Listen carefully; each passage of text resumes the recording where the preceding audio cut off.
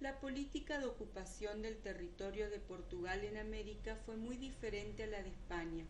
Portugal tenía un objetivo principal: ser cabeza visible de la cristianización de las nuevas tierras y extender su poderío territorial.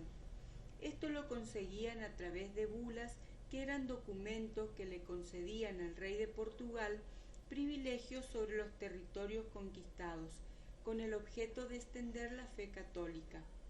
En 1500 Pedro Cabral descubre Brasil y hasta 3 décadas más tarde hubo intentos de asentamientos vinculados con las explotaciones coloniales. Extraían riquezas del territorio que se vieron potencializadas por el desarrollo de la minería, con el hallazgo de pepitas de oro y diamantes, que generó un rápido poblamiento en las regiones de Minas Gerais. Los pobladores llegaban de todo el territorio de Brasil e incluso de Portugal en busca de oro y diamantes. El emplazamiento de los pueblos no respondía a la búsqueda de condiciones óptimas para el asentamiento, sino que surgía en torno a los lugares de producción. Portugal así ejercía un poder total de monopolio en la extracción de oro y diamantes. Este hecho afecta directamente la expresión artística del barroco como exaltación del poder, ya que Portugal, en busca de preservar intactas sus inversiones en América, prohíbe el ingreso de órdenes religiosas, marginando la influencia del Vaticano. Sin embargo, se fundan iglesias producto de la rivalidad de hermandades religiosas que competían entre sí para resaltar por sobre las demás, en este sentido, la concepción del arte barroco como medio para la exaltación del poder. El barroco llega a Brasil en manos de los conquistadores laicos, portugueses y religiosos, desarrollándose durante el siglo XVIII, 100 años después del surgimiento del barroco europeo, y se extiende hasta las 2 primeras décadas del siglo XIX. Como estilo, constituye una amalgama de diversas tendencias barrocas portuguesas y toma la influencia de países como Italia, Alemania, Austria, Francia y en menor medida España. Esta combinación se acentúa en los talleres laicos, donde maestros portugueses se unen a hijos nacidos en Brasil y sus descendientes, mulatos y mestizos, para realizar una arquitectura con cualidades que la hacen propia del barroco brasilero, logrando elementos populares y académicos, rejuvenecer diversos estilos y reincorporando formas del gótico tardío alemán. La arquitectura portuguesa tiene características originales y peculiares que exportó e intentó conservar en sus colonias, como la de la India, África y norte y sur de Brasil.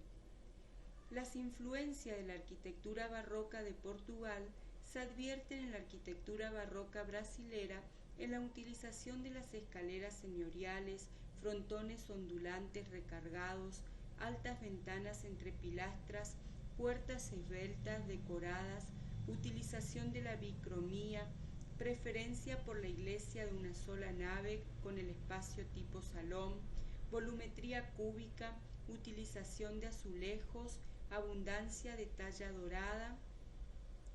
La arquitectura colonial brasilera se manifiesta como una prolongación inalterada de la arquitectura de Portugal.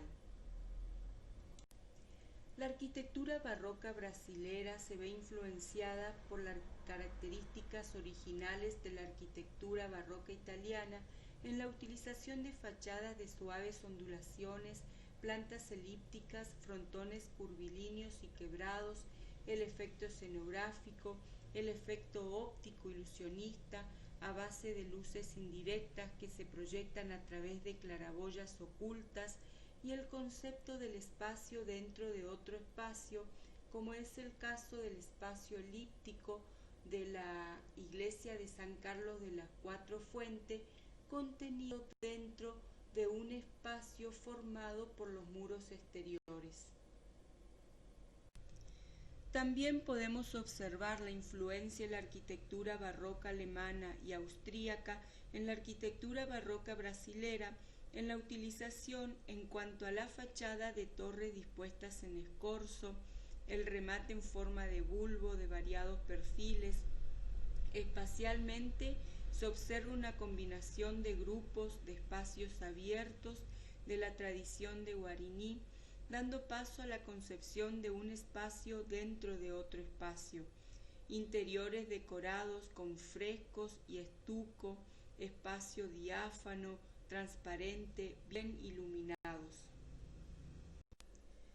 Hacia mediados del siglo XVII, órdenes como los benedictinos, carmelitas, franciscanos y jesuitas desarrollan una arquitectura religiosa sobria y monumental, fachada plana de una sobriedad más bien palaciega que de iglesia, con diseños rectilíneos de sencillez ornamental al gusto del manierismo europeo. En el siglo XVII, la Iglesia tuvo un papel importante como ser protectora del arte colonial y el proceso de formación del barroco brasilero se puntualiza en el desarrollo de una arquitectura decorativa aplicada sobre plantas renacentistas o manieristas. Como ejemplo vemos la iglesia y monasterio de San Benito, realizada hacia 1633 y 1691 en Río de Janeiro, Brasil. Diseñada por el ingeniero militar Fría de Mesquita en 1617, se ubica sobre una colina en el centro de la ciudad con vista panorámica a la bahía Guanabara. El exterior presenta un fuerte contraste con el interior.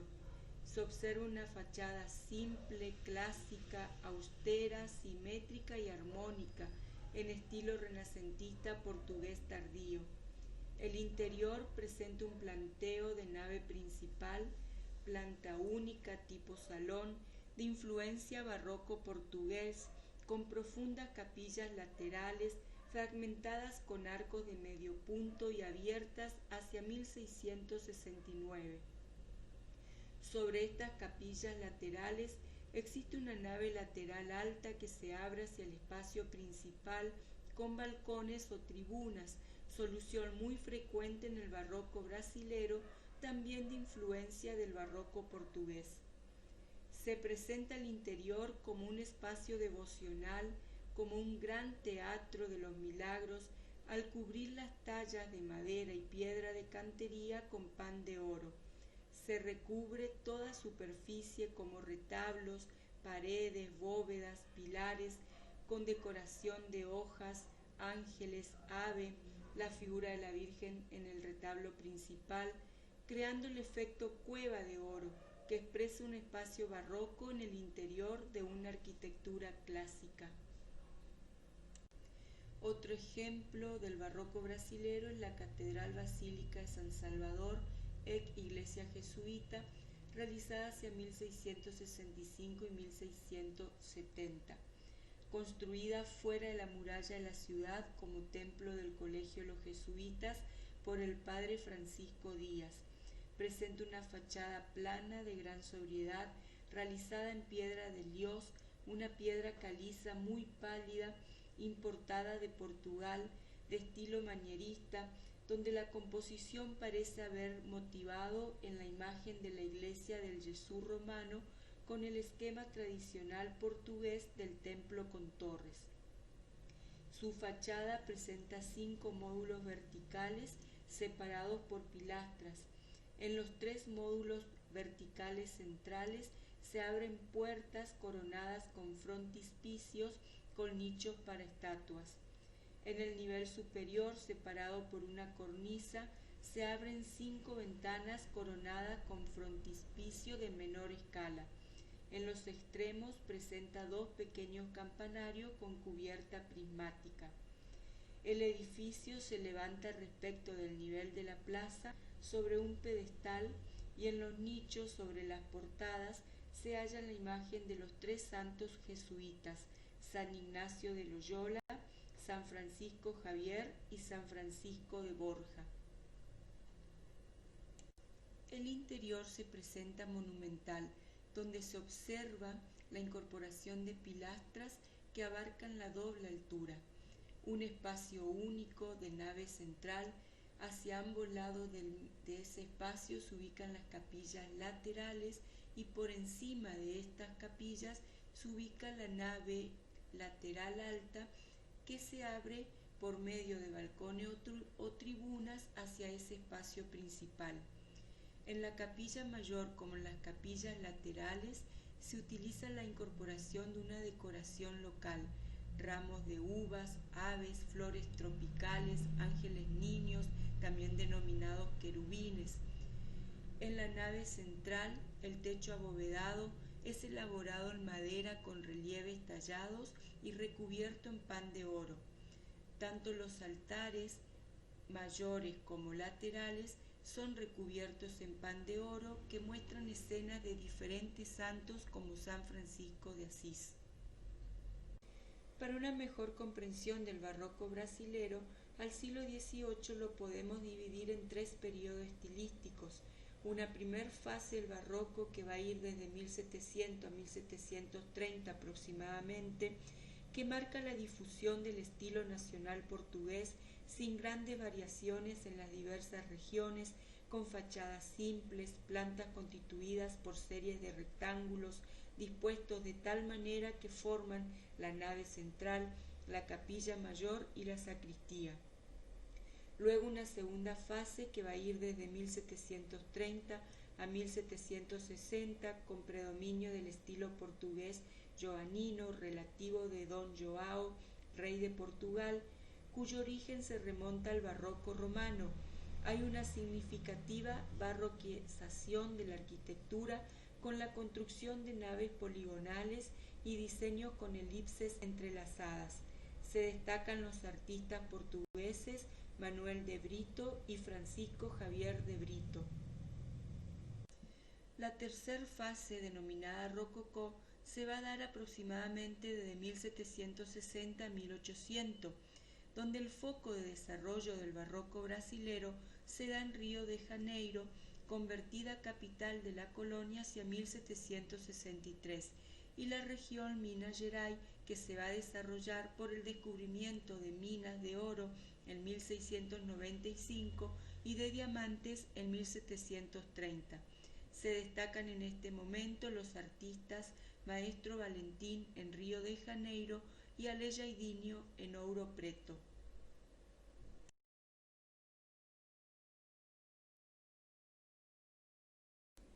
En la primera fase del barroco, que va desde 1700 a 1730, veremos dos ejemplos. Uno, la iglesia y convento de San Francisco de la Orden Primera, construida hacia 1686 y 1723, ubicada en el centro histórico de Salvador, junto a la capilla de la Orden Tercera, forma uno de los más complejos monumentos de Salvador. Su fachada se presenta simple, armónica, se abre hacia una plaza, Terreiro de Jesús, donde resalta su cuerpo principal, franqueado por las dos torres. La iglesia posee tres naves, la que la distingue del resto de las fundaciones franciscanas del nordeste brasileño, influenciada posiblemente por San Francisco de Porto y por la tradición de las plantas jesuitas luso-brasileñas. Las naves laterales son más bajas que la nave central y están separadas de estas por arcadas macizas intercaladas. En la decoración se cristaliza el ideal de iglesia de oro, trabajado con pintura y esculturas que recubren paredes y columnas con figuras de ángeles, pájaros y flores locales, recubiertas en pan de oro. El cielo raso, tallado en madera, pintado con escenas bíblicas, en una perspectiva que genera un efecto óptico para potencializar la profundidad. El claustro, de forma cuadrangular, presenta en sus cuatro lados una galería porticada con arquerías que descansan en columnas y posee paneles de azulejos traídos desde Portugal, que reproducen el nacimiento y vida de San Francisco de Asís, simbolizando su renuncia a los bienes materiales. La ironía de la iglesia es que se la construyó en honor a San Francisco, hombre que hacía culto a la pobreza y austeridad. La segunda obra que vemos en la primera fase del barroco, que va desde 1700 a 1730 aproximadamente, es la iglesia de la Orden Tercera de San Francisco, realizada hacia 1702 y 1723. Es la más parecida a las iglesias hispanoamericanas como imitación de los retablos en estilo plateresco. Su fachada, realizada en piedra labrada y cincelada, diseño de Gabriel Ribeiro, uno de los instructores del barroco en Bahía, presenta rasgos nítidos de integración mestiza y representa una excepción en el barroco brasilero. Manifiesta la búsqueda de un sentido plástico con densidad decorativa y una temática de motivos ornamentales local. Realizada para el convento de los franciscanos, se aprecia donde, sin variar lo esencial del partido arquitectónico, la decoración del interior modifica el espacio, haciéndolo voluptuoso y continuo. El punto de mayor valor arquitectónico se concentra en el claustro. Es de dimensiones pequeñas con respecto a los claustros hispanoamericanos, pero presenta una gran calidad y elegancia en las formas y proporciones derivadas del primer renacimiento toscano. Con respecto a la decoración, conserva un conjunto de azulejos traído desde Portugal que permiten ver cómo era Lisboa antes del terremoto de 1755, constituyendo así un documento valioso que muestra distintas imágenes de la capital portuguesa antes de su destrucción.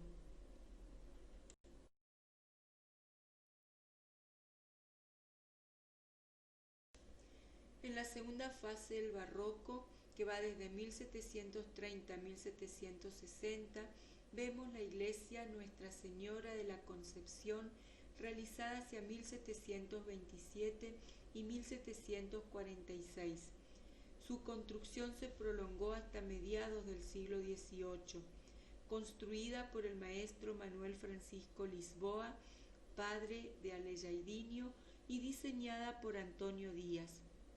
Presenta una fachada sencilla compuesta por elementos del barroco colonial estilo nacional portugués, como es el caso de la utilización de las dos torres cuadradas y su techumbre en forma de bulbo, la utilización de la bicromía, detalles y exuberancia del tallado que muestran la creatividad de los mineros.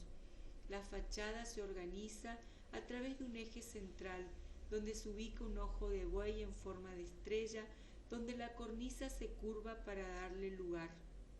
La planta, compuesta por una envolvente rectangular con muros rectos que forman dos espacios, uno donde se ubica la nave central y el otro espacio donde se ubica el altar, destacándose un corredor lateral en toda su extensión. En la imagen del interior podemos ver el altar con una talla en madera recubierta en pan de oro.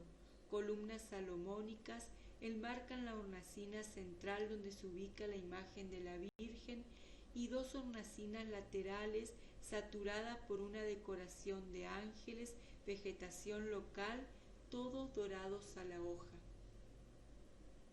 También en la segunda fase del barroco, que va desde 1730 a 1760 aproximadamente, vemos la iglesia matriz de Nuestra Señora del Pilar, realizada hacia 1734.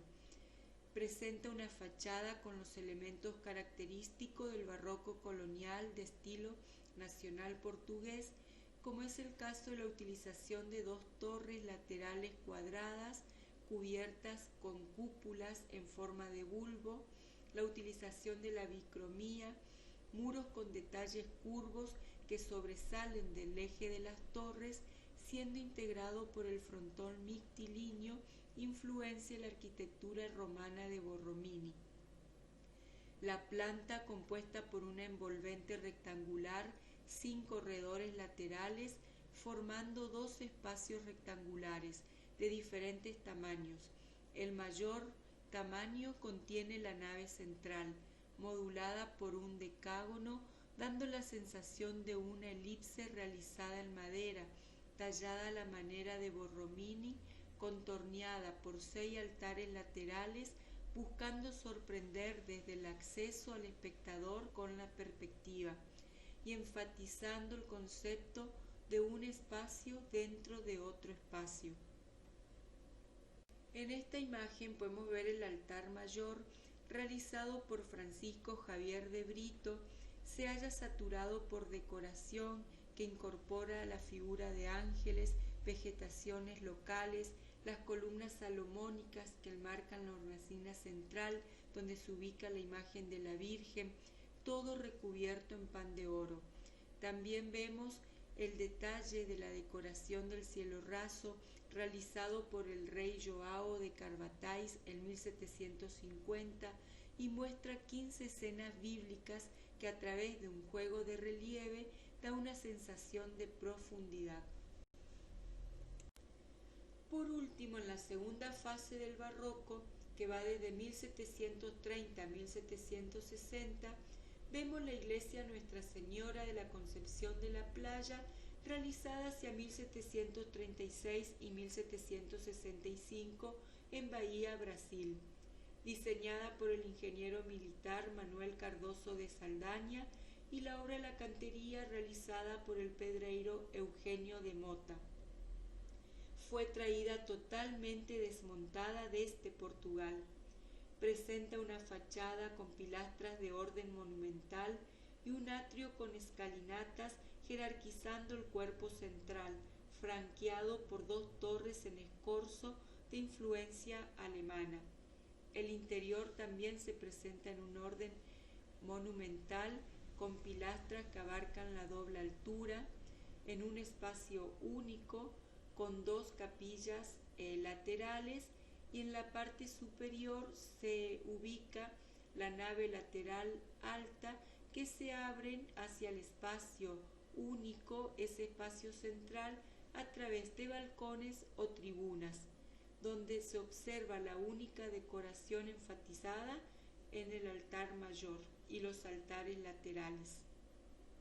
Buschiaso la consideraba una síntesis de la influencia italiana por la utilización del frontis triangular y una síntesis de la influencia alemana por la utilización de torres en diagonal y el remate en forma de bulbo, enfatizando decoración rococó en los laterales. En su implantación, las iglesias aportan una gran contribución a los valores ambientales y visuales del contexto urbano. Su ubicación en la ondulada topografía de las fachadas en las plazas y de las torres que emergen de los tejados parecen tener más una función estratégico-ambiental que religiosa. Cuando se llega en los largos caminando por las calles, la secuencia de fachadas, de torres y techos establecen una integración ambiental lleno de movimientos y sorpresas visuales. Una de las características relevantes de la arquitectura religiosa barroca es su tratamiento volumétrico debido a la libertad compositiva del urbanismo. Las iglesias ubicadas sobre los morros en forma dominante o aisladas a otras construcciones. Esto hace que reciban un tratamiento en todo su volumen externo, ya que pueden ser recorridas y visualizadas por completo.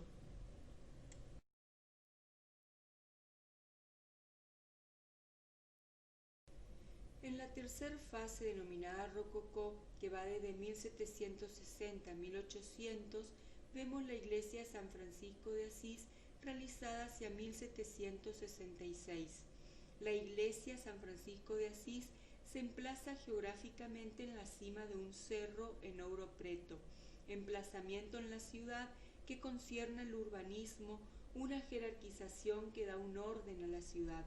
Esta localización respecto a la ciudad, sitio prominente en la abrupta topografía en la que se destaca como objeto único en el paisaje urbano, nace de la idea barroca de la ciudad como espectáculo y sorpresa que se potencia con los modos en que los aborígenes llevaban a cabo sus ceremonias, sitios abiertos y amplios. La iglesia se transforma así en un elemento referencial de la escenografía urbana. Sus posiciones determinan puntos focales que generan ejes visuales, el que se ve reforzado a través del diseño de los espacios atrios. La iglesia pierde su condición de monumento, de objeto, y pasa a formar parte de la ciudad como elemento compositivo de la misma. Las proporciones y relaciones de la iglesia San Francisco de Asís constituye un elemento bien acabado de una secuencia integrada de 3 volúmenes: la nave, la capilla mayor y la sacristía. La composición de la planta, resultado de la unión indivisible de figuras reconocibles que forman todo un complejo, lo que refleja referencias del barroco. Esta composición resalta con la continuidad de los muros perimetrales que conforman una única nave, mostrando un recorrido longitudinal. Esta longitudinalidad tiene una directa relación con el descenso volumétrico desde la entrada hacia el altar, efecto de perspectiva que genera la sensación de un espacio infinito, también propio del barroco. Esta planta, conformada en su totalidad por un rectángulo simple, es alterada por el arquitecto y escultor Alejaidinho, redondeándole las torres y elaborando un nuevo frontispicio con formas onduladas, dinamismo que otorga el barroco brasileño a la obra. La exuberancia con que el aporte brasileño se lleva al exterior se proyecta en la fachada, una fachada grande, dinámica por sus formas y ornamento que suman al hecho de la iglesia como un referente en la ciudad. La obra fue realizada por el arquitecto y escultor Antônio Francisco Lisboa, denominado Alejaidinho. Presenta una fachada donde Alejaidinho realiza las esculturas de la fachada, el púlpito y las esculturas de los altares. La portada carece de óculo, reemplazado por un medallón en bajo relieve que contiene a la figura de San Francisco y la de Cristo, y sobre la puerta de acceso existe otro medallón que contiene a la figura de la Virgen. Se desmaterializa las rigideces que se contraponen con la fuerza de las columnas que marcan la inflexión de la fachada y el límite del frontón curvo. La obra escultórica y arquitectónica de la portada se prolonga en el púlpito, la capilla mayor y el cielo raso con pintura sobre madera, realizado por el pintor Manuel Costa Taide, donde parece prolongar el espacio real con los efectos ilusionistas dados con pilastras, arcos y un cielo central, donde se ubica la imagen de la Virgen rodeada de ángeles y santos. En la primera imagen, donde tenemos una vista desde el acceso, se ve cómo el retranqueamiento de las torres construye un pórtico de acceso, el cual por arriba, donde se ubica el coro, ilumina la maravillosa pintura del techo, obra muy reconocida de la iglesia. En la segunda imagen, vista desde la entrada hacia la capilla, se aprecia la pintura del cielo de la nave, la cual es muestra de la fusión de culturas por medio de la religión por la presencia de mulatos y músicos en ella.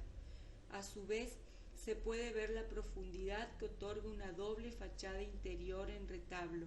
El arco y los púlpitos hacen de marco para la capilla, generando un efecto visual. Y en la imagen superior, una vista de la capilla mayor con sus tallados y el retablo de oro sobre pintura. Todos los tallados y pinturas juegan armoniosamente en los mismos tonos y materiales, intentando, dentro de algo sencillo, característica franciscana, lograr la majestuosidad para dar gloria a Dios. El segundo ejemplo que vamos a ver en la tercera fase del rococó, que va desde 1760 a 1800, es el santuario del Buen Jesús de Matosinhos en Congonas, realizado hacia 1757 y 1773. Declarado Patrimonio Mundial de la UNESCO, es la obra escultórica de Aleijadinho. La iglesia, construida con el conjunto en varias etapas por Aleijadinho, el pintor Manuel Ataide y el portugués Feliciano Mendes. Su emplazamiento sobre un valle inspirado en la iglesia Bom Jesus do Monte de Portugal en Braga, se enfatiza por el recorrido procesional de los pasos, la monumental escalera y el amplio atrio donde se hallan las estatuas de los profetas del Antiguo Testamento, realizadas en piedra natural de jabón azulado, esculturas dotadas de dramatismo y sensaciones. La fachada se abre simple al atrio a través de un portal con jambas decoradas y dos ventanales, culminando en un frontón curvilíneo franqueado por dos torres campanarios coronados con cúpulas, a la cual se accede a través de un recorrido procesional dado por las capillas laterales, donde se ubican esculturas realizadas en tallas de madera que representan el Vía Crucis, realizada también por el arquitecto y escultor Aleijadinho. El exterior representa el estilo barroco brasilero y el interior conmemora a la arquitectura italiana, con decoración rococó en revestimientos de paredes, techos, el altar, las estatuas y pinturas que cubren las paredes del acceso y del púlpito. El conjunto arquitectónico, realizado por el arquitecto y el escultor, presenta un manejo del espacio externo por medio del recorrido, la escala, la perspectiva, el ritmo y la integración del conjunto. Las esculturas realizadas por Aleijadinho representan a los profetas del Antiguo Testamento. Ubicadas en el atrio del santuario, acompañan el recorrido al acceder a la gran explanada que remata con la iglesia. Esculpidas en piedra, jabón, una piedra característica de esa zona del Brasil, con un grado de dramatismo y pulcritud, dotando de fuertes sensaciones a los visitantes.